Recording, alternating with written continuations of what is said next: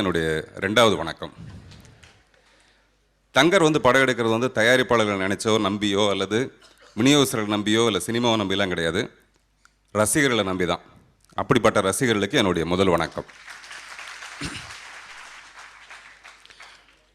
9 ரூபாய் நோட்டு அப்படின்னா அந்த டைட்டில் கேட்டாலே மணி சார் சொன்ன மாதிரி அந்த டைட்டிலே ரொம்ப ஒரு ஈர்ப்பை ஏற்படுத்துகிற ஒரு விஷயம். அதில் ஏதோ ஒரு ரூபா குறையிற மாதிரியே இருக்கும், ஏதோ ஒன்று குறைச்சலாக இருக்க மாதிரியே இருக்கும். அதில் எனக்கு தெரிஞ்ச இந்த படம் சமுதாயத்தில் குறைச்சலாக இருக்கிற அந்த மனித நேயத்தை சரி பண்ணுற ஒரு படமாக இருக்கும்னு நம்புகிறேன் நான். இது பொதுவாக பணம் புழக்கத்துக்கு வந்ததுன்னு வச்சிங்களேன், அது பசியை தீக்கும் அல்லது மனிதனோட தேவைகளை தீக்கும். ஆனால் இந்த 9 ரூபாய் நோட்டு புழக்கத்துக்கு வந்ததுன்னா இங்கே மனிதர்களை புழுக்கமாக இருக்கிற விஷயம் இருக்குல்ல, மனசுக்குள்ளே இருக்கிற மனிதாயம் எது நமக்கு புழுக்கத்தை ஏற்படுத்துதோ அந்த புழுக்கத்தை சரி பண்ணுற ஒரு படமாக தான் இந்த படம் இருக்குன்னு நான் நம்புகிறேன். தங்கர் பச்சன் அவர்களை நிறைய பேசலாம். அது எல்லாத்தையும் விட எனக்கு நெருக்கமான நண்பர்னு சொல்ல. நாங்கள் வாரத்துக்கு ஒரு 8 நாள் நாங்கள் சந்திப்போம். அந்த மாதிரி எங்களுக்குள்ள ஒரு நெருக்கமான ஒரு தொடர்பு உண்டு. என்ன சார் நான் உங்களை பார்க்கவே இல்லை நேற்று போகிறா அப்படின்னுவார். ஒரு காதலி கூட அப்படி சொல்ல மாட்டேன். அந்த மாதிரியான ஒரு காதல் எங்கள் 2 பேருக்கு நடுவில்.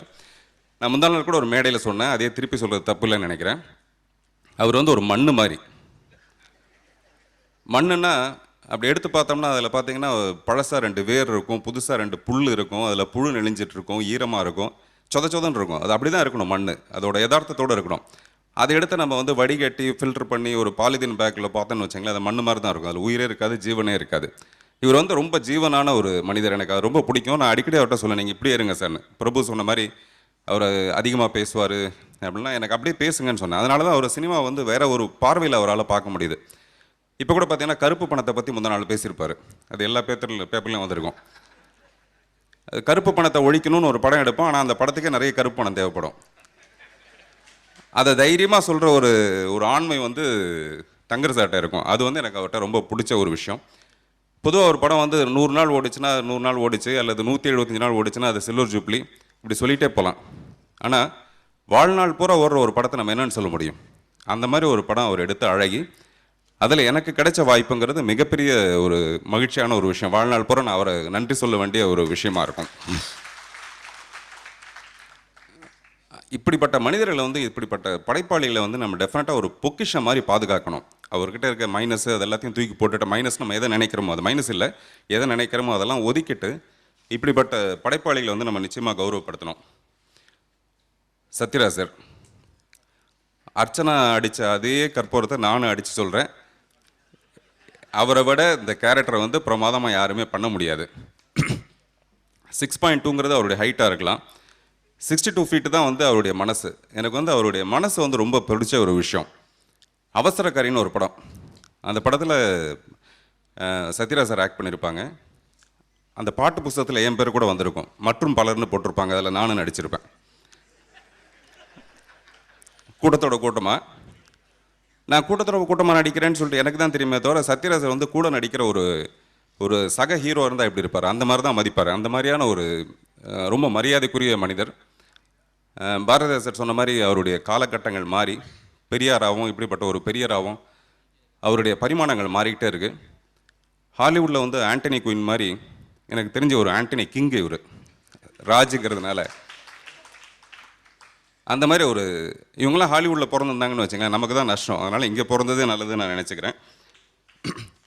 அவர் அவர் நடிப்பில் இப்படின்னு சொல்கிறத விட அவர் டைனோசர்னு சொல்லலாம். நடிப்பில் பக்கத்தில் யார் நின்னாலும் முழுங்கிடுவார். அந்த மாதிரி ஒரு நடிப்பு டைனோசர் அவர். பரத்வாஜ் சார், நிறைய மியூசிக் டைரக்டரோட ஹார்மோனியத்துலேருந்து டியூன் வரும், ஆனால் இவருடைய டியூன்லேருந்து மனசுக்கு இதமான நல்ல ஹார்மோனி வரும். அதுதான் நான் அவரோட பாடல்களில் பார்க்குற ஒரு விஷயம். அப்படி ஒரு மெலோடியஸான சாங்ஸு. அப்புறம் வரிகள் மேலே ஏறி உட்காந்து மியூசிக் போடாமல் வரிகளுக்கு முக்கியம் கொடுக்குற அந்த இசையமைத்தல் எனக்கு அவர்கிட்ட ரொம்ப பிடிச்ச ஒரு விஷயம். அவருக்கு என்னுடைய வாழ்த்துக்கள். வைரமுத்து சாரை பற்றி பேசிட்டே போகலாம். ஒரு பிரேக் விட்டு சாப்பிட்டுட்டு மறுபடியும் சாயங்காலம் கூட பேசலாம்.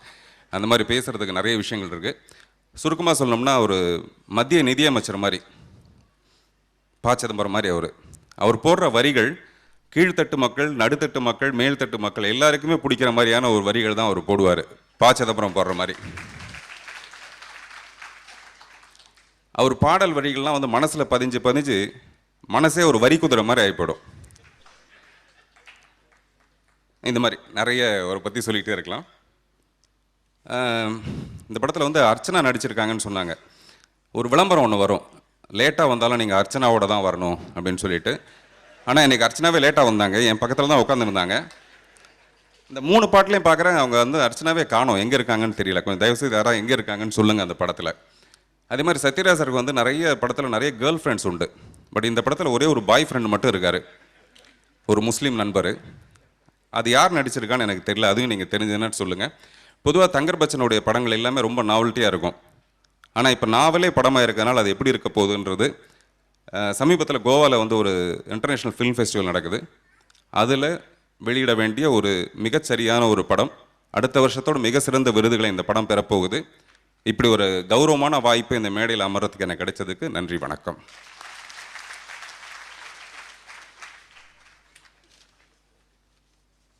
நன்றி பார்த்திபன்.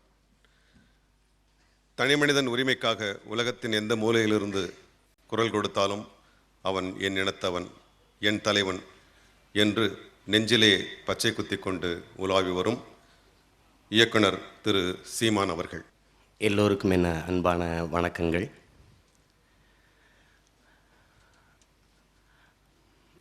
நான், தங்கர் பச்சான், சேரன், பாலா, லிங்குசாமி, இந்த வரிசையில் எத்தனையோ இயக்குனர்கள் இந்த தளத்தில் இருப்பதற்கு எங்களுக்குள் திரைப்பட ஆசையை ஒரு பலாக்கொட்டையை பதியம் போட்டது மாதிரி பதியம் போட்டு எங்களை எல்லாம் தன் படைப்புகள் மூலம் இந்த திரையுலகிற்கு திசை திருப்பியது என்னுடைய அப்பா பாரதிராஜா அவர்கள்தான். அவர்களுக்கு இந்த நெகிழ்ச்சியான தருணத்தில் நான் என்னுடைய நன்றியையும் வணக்கத்தையும் தெரிவித்துக் கொள்கிறேன். தமிழில் உலகத்தரத்திற்கு படங்கள் வருவதில்லை அப்படின்னு எல்லா விமர்சகர்களாலும் எல்லா ரசிகர்களாலும் சொல்லப்பட்டுக்கிட்டு வருகிறது. அந்த குறையை இந்த 9 ரூபாய் நோட்டு படம் போக்கிவிடும் என்றது நமக்கு தெரியும். தங்கர் ஒரு சிறந்த எழுத்தாளன், இலக்கிய ரசிகன். ஒரு நாவலை, ஒரு புதினத்தை படைத்தவனே இயக்கிறது என்பது ரொம்ப அரிது. ஏன்னா இதுக்கு முன்னாடி அவர் சொல்ல மறந்த கதையை எடுத்தார், அது நாஞ்சில் நாடனுடைய தலைகீழ் விகிதங்கள். அதை இவர் இயக்குனர். அந்த வாய்ப்பு எழுத்தாளராக இருந்த நாஞ்சில் நாடனுக்கு கிடைக்கல. ஆனால் இந்த 9 ரூபாய் நோட்டு இந்த நாவலை தங்கரே இயக்கியிருப்பது, அதை எழுதியவனே செதுக்கி இருப்பது திரையில் ஒரு அபூர்வம்.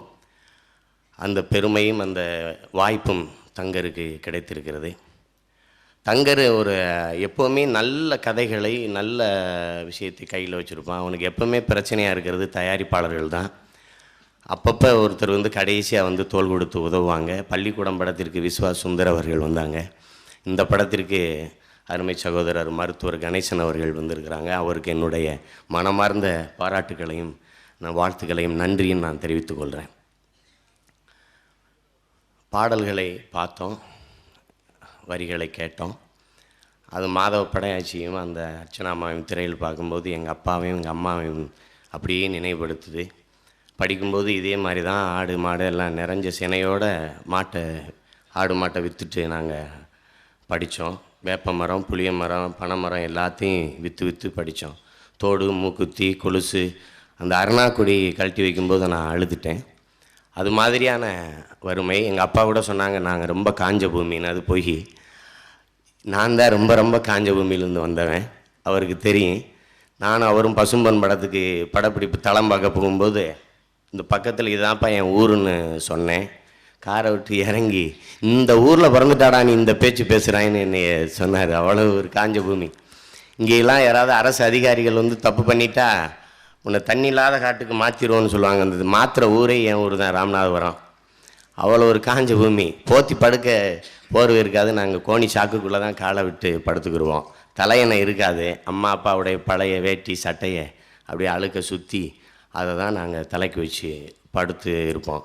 இப்படி நான் இல்லை, கோடான கோடி மக்கள் இந்த நாட்டில் இன்னும் வாழ்ந்துக்கிட்டு தான் இருக்கிறாங்க. அதை திரையில் பதிவு செய்த என் அருமை சகோதரன் தங்கருக்கு நான் தலை வணங்குகிறேன். இதை சொல்கிறதுக்கு, திரையில் சொல்கிறதுக்கு ஒரு கௌரவம் கிடைக்காது, ஒரு இழுக்குன்னு நம்ம நினைக்கிறோம். அப்படி இல்லை. நம்ம வாழ்க்கையை நாம் பதிவு செய்யாமல் வேறு யார் செய்வான்னு நினச்சா அது ஒரு பெருமையாக தெரியும். இங்கே எத்தனையோ பாடலாசிரியர்கள், கவிஞர்கள் இந்த திரையுலகத்தில் இருக்கிறாங்க. எல்லாரும் அவர்களால் இயன்றளவு சிறந்த பணியை செய்கிறாங்க. ஆனால் பால் வீச்சும் மாட்டை விட்டு பஞ்சாரத்து கோழியை விட்டு போராலே பொட்ட புல்ல பொளவலம் என்று கண்ணீர் விட்டுன்னு எழுதுறதுக்கு ஒரே ஒரு கவிஞர் தான் இங்கே இருக்கிறார். அது எங்கள் மரியாதைக்குரிய கவிப்பேரரசு ஐயா வைரமுத்தவர்கள் தான். பொன்னை பிரிவதல்ல, பொருளை பிரிவதல்ல சோகம், தான் பிறந்த மண்ணை பிரிவது தான் மிகப்பெரிய சோகம்னு எழுதின அது ஒரு வார்த்தைகள் அல்ல, அது தத்துவம். இன்றைக்கி தமிழீழ மண்ணில் என் அன்பு உறவுகள் தன் சொந்த மண்ணை பிரிந்து இந்த தேசத்திற்கு அகதியாக வருவதை நினைக்கும்போது அந்த வரிகள் தான் என் மனசுக்குள் அப்போது வந்து போகும். அவ்வளோ ஒரு அற்புதமான கவிஞர் அவர்கள். அவர் இந்த படத்தில் எழுதின வார்த்தைகளுக்கெல்லாம் அன்பு சகோதரர் பரத்வாஜ் அவர்கள் உயிர் கொடுத்துருக்குறாங்க. பரத்வாஜுடைய ஒவ்வொரு படத்திற்கும் ஒரு பாடல் சிறப்பாக இருக்கும். அந்த பாண்டவர் பூமியில் அவரவர் வாழ்க்கையில் ஆயிரம் அர்த்தங்கள், ஆட்டோகிராஃபில் ஒவ்வொரு பூக்களும் சொல்கிறதேங்கிற பாடல், ஐயாங்கிற படத்தில் அந்த ஒரு வார்த்தை கேட்க ஒரு வருடம் காத்திருந்தேங்கிற பாட்டு, அது மாதிரி இந்த படத்தில் ஒவ்வொரு படத்துலேயும் ஒரு பாட்டு சிறப்பு. ஆனால் இந்த 9ஆம் நூற்றில் அத்தனை பாட்டும் சிறப்பாக இருக்கிறது. பரத்வாஜ் அவர்களே, உங்களுக்கு என்னுடைய வாழ்த்துக்கள். இந்த படத்தில் மாதவ படையாட்சியாக வாழ்ந்திருக்கிற என்னுடைய மரியாதைக்குரிய, நாங்கள்லாம் தலைவர்னு தான் கூப்பிடுவோம், சத்யராஜ் அவர்கள். நான் அவரோட உதவி இயக்குனராக இருந்த காலங்களிலிருந்து நான் பணியாற்றியிருக்கிறேன். அவர் உயரத்தில் மட்டுமல்ல, கொள்கையாலும் உள்ளத்தாலும் மனிதநேயத்தாலும் எல்லாத்திலுமே அவர் மிக உயர்ந்தவர். அவரோட நான் பணியாற்றும் போது எந்த தயாரிப்பாளரிடம் அவர் முன்பணம் வாங்கிறது இல்லை. அது உங்களுக்கு சிலருக்கு தெரிய வாய்ப்பில்லை தகவல்கள். அவர் என்ன செய்வார், அந்த தயாரிப்பு நிர்வாகிக்கிட்ட எப்போவுமே கையில் நீங்கள் பணம் வச்சுக்கிறணும் அப்படின்னு சொல்லுவார். ஏன்னா அவர் எந்த நேரம் யார் உதவி கேட்டு வந்தாலும் இல்லைன்னு சொன்னதே கிடையாது. அப்படி அள்ளி கொடுத்ததை நான் என் கண்ணு முன்னாடி பார்த்தேன். ஒரு தடவை ஒரு பெரிய மனுஷி வராங்க, பணம் கேட்டு. அவர் பணம் கொடுத்து அனுப்புகிறாரு. அப்போ எங்கள் டைரக்டர் சொல்கிறாரு, மணிவண்ணன் அவர்கள், அந்த அம்மாட்ட போய் யார் பணம் கொடுத்ததுன்னு கேளு அப்படின்னு. அப்போ கேட்குறாங்க, இந்த பணம் யார் கொடுத்தது பாட்டின்னு. மகராசி எம்ஜிஆர் தான்னு அந்த அம்மா சொல்லிச்சு. அது தலைவருக்கு நினைவு இருக்குன்னு நினைக்கிறேன் நான். அதில் அவர் நீங்கள் கடையேழு வள்ளல்களில் 7 பேர்னா எம்ஜிஆரை சேர்த்து 8 வள்ளல்கள்னு சொல்லுவாங்க. நீங்கள் எழுதி வச்சுக்கிறீங்க, சத்யராஜையும் சேர்த்துக்கிறீங்க, அவர் 9ஆவது வள்ளல் அவர். நான் இதை கண்கூட பார்த்தது. அவரால் எத்தனையோ நோயாளிகள் குணமடைஞ்சிருக்காங்க. இதய அறுவை சிகிச்சைக்கு பணம், கல்விக்கு பணம், எவ்வளவோ பேருக்கு உதவி இருக்கிறாங்க. அந்த மனித பாங்கு அவர்கிட்ட எப்பவும் இருக்கும். அவர் பெரியாராக நடித்ததுக்கு பிறகு தான் அவர் மனசு ஒரு கூச்சப்பட்டு உறுத்தி இனிமேல் நல்ல படம் தான் நடிப்பேன்னு முடிவெடுத்திருக்கிறாரு. நான் கூட சொன்னேன், இப்படின்னா முதல்லையே பெரியாராக நடிக்க வச்சுருந்துருக்கலாம், ரொம்ப ரொம்ப நல்ல படங்களாக நடிச்சிருந்துருப்பார் அப்படின்னு. அவர் ஒரு அருமையான நடிகர். அவருக்கு வசனத்தை அவருக்கு சொல்லி ஒரு தடவை சொல்லிட்டீங்கன்னா போதும். எவ்வளோ பெரிய உரையாடலாக இருந்தாலும், எவ்வளோ பெரிய இருந்தாலும் ஒரு தடவை சொல்லிட்டீங்கன்னா போதும். அதை வாங்கி படிக்கிறதோ அது பண்ணுற பழக்கமோ கிடையாது. அப்படியே நினைவில் வச்சு பேசி நடிக்கக்கூடிய ஒரு பெரிய ஆற்றல் உள்ள நடிகர் அவர்கள். அவருக்கு இந்த படத்தில் அர்ச்சனாம்மா கூட சொன்னாங்க, இந்த படத்தில் அவருக்கு மிக உயர்ந்த தேசியத்தில் எனக்கு நம்பிக்கை இல்லை, இருந்தாலும் அந்த தேசிய விருதை உங்களுக்கு தந்து அவர்கள் கௌரவப்படட்டும்னு நான் உங்களை வாழ்த்துறேன். அந்த வழியில் என்னுடைய அன்பு தம்பி இளைய தளபதி விஜய் அவர்கள், அவரைப் போலவே சத்யராஜ் அவர்களைப் போலவே, மரியாதைக்குரிய கமலஹாசன் அவர்களைப் போலவே இந்த மனித பாங்கு, இந்த சமூகத்தின் மேலே பற்று இருக்குது. அவங்களுக்கு இல்லாத ஏழைகளுக்கு அவர் அள்ளி கொடுக்கிறார். நான் அவருடைய கல்யாண மண்டபத்தை கடந்து தான் நான் என் வீட்டுக்கு செல்லுவேன். ஒவ்வொரு நாளும் அவர் சென்னையில் ஓய்வாக இருக்கிற நேரங்களில் அங்கே ஆயிரக்கணக்கான இளைஞர்கள் கூடுறாங்க. அவங்களுக்கு நோட்டு புத்தகம், அவர்களுக்கு படிப்புக்கான வசதியெல்லாம் அவர் கொடுக்குறார். அப்புறம் இன்னும் ஒரு நல்ல பழக்கம் அவர்கிட்ட இருக்குது. ஏதாவது ஒவ்வொரு பண்டிகை காலங்களிலும் ஏதாவது ஒரு கிராமத்தை தேர்வு செய்து அங்கே மக்களை போய் நேரடியாக சந்திக்கிற பழக்கம். மக்களை சந்தித்து மக்களிடமிருந்து வாழ்க்கையை, அந்த முறையை படிக்காத எந்த கலைஞனும் ஜீவிக்க முடியாது, வாழ முடியாது. ஒரு 4 சுவத்துக்குள்ள உட்காந்து கதையை கற்பனை செஞ்சு நடித்து ஒன்றும் பண்ண முடியாது. அந்த ஒரு நல்ல பழக்கம், அந்த பண்புக்கு நான் உங்களை தலைவணங்குறேன், உங்களை வாழ்த்துறேன். எனக்கெல்லாம் ஒரு தனிப்பட்ட முறையில் உங்கள் மீது ஒரு பற்றும் ஒரு பிரியமும் ஒரு பாசமும் உண்டு. அது ஏன்னா திரையுலகம் தோன்றி இந்த நாட்டிற்கு 75-80 ஆண்டுகள் ஆகுது. எங்களில் முதலாக ஒருத்தர் சூப்பர் ஸ்டாராக இருக்கிறது நீங்கள் தான். அதில் எனக்கு தனிப்பட்ட முறையில் ஒரு தமிழனாக, என் மண்ணின் மகனாக நீங்கள் இருக்கிறதுனால நான் மற்றவர்களுக்கு இல்லாத ஒரு பெருமை எனக்கு இருக்கிறது. அர்ச்சனா அம்மா அவர்கள் இந்த படத்தில் மிக அற்புதமாக நடிச்சிருக்கிறாங்க. அவங்களுக்கு நடிப்பு கைவந்தது. அவங்க சந்தியாராகம், வீடு போன்ற படங்களே அதற்கு சான்று. அந்த வரிசையில் இந்த படமும் உங்களை இணைத்து கொள்ளும்னு நான் வாழ்த்தி, என் அன்பு சகோதரன் தங்கருக்கு என் மனப்பூர்வமான வாழ்த்துக்களை நான் தெரிவிக்கிறேன். இந்த படத்தின் 100வது நாள். நீ எந்த படத்துக்கும் விழா எடுத்து கொண்டாட மாட்டேன், உனக்கு தெரியும். நீ அப்படி ஆளு நீ. ஆனால் இந்த படத்தில் 100வது நாள் விழாவை நீ கொண்டாடணும். அந்த விழாவில் நான் உன்னை வாழ்த்துறேன். நன்றி, வணக்கம்.